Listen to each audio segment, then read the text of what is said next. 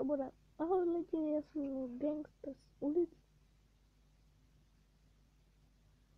A dneska budu koukat na video.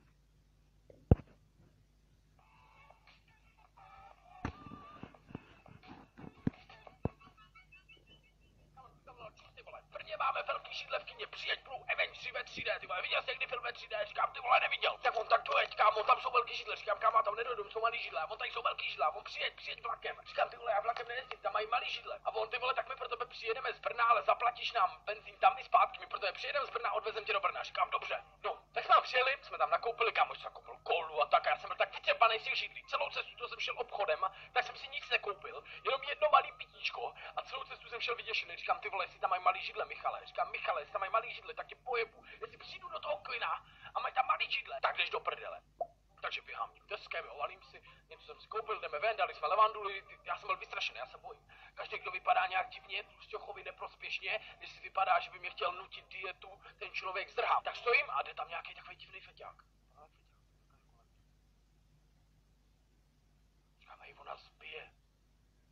Tlusťoch Karl jede na vejlet, potřebuje si ochutnat popcorn.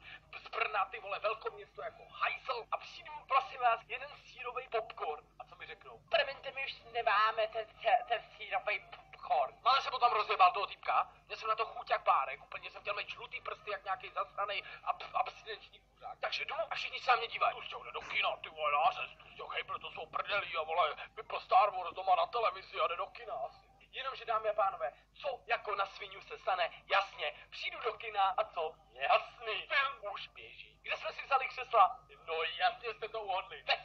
Ve středu, celých těch hlavic, úplně uprostřed. Já, dámy a pánové, bych určitě jsem šel a do každého, kolem kterého jsem šel, tak tomu jsem dal pupkem tomu prdelí, pupkem prdelí.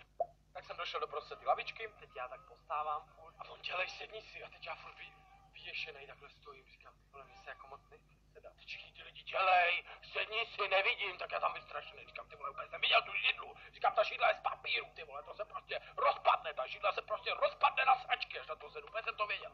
A on dělej, sedni, to je velká židla. Tak jsem se jako sedl, hej, dámy a pánové, hned jak jsem si přisedl, jsem ucítil, jak moje prdel udělala.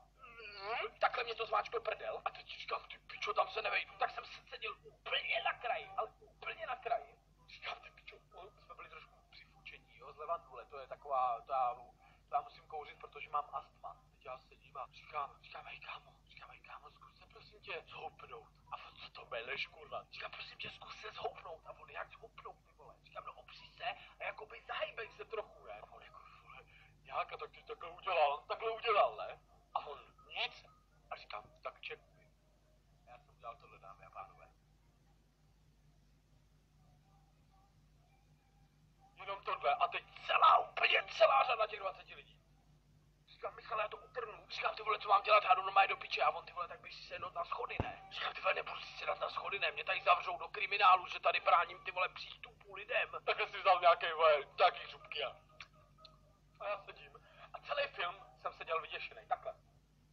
Celý film jsem se nadzvedával nohama, rozumíš? Tlusťoch v lesnázích, vůbec mě to nezajímalo, nějaký film. 2 hodiny mě zajímalo jenom to, že se nemůžu opřít. Prostě jsem se bál, že si kdyby to prasklo, ty vole, celá ta řada. Jak tam těch 20 lidí popadá, ty vole, na zem jako hrušky. To bych se na místě posral trapností a zdrhám. A řekl bych, to byla tamhle ta ženská, ona tam má nějaký klíče a ona to odpojila tou sedačku.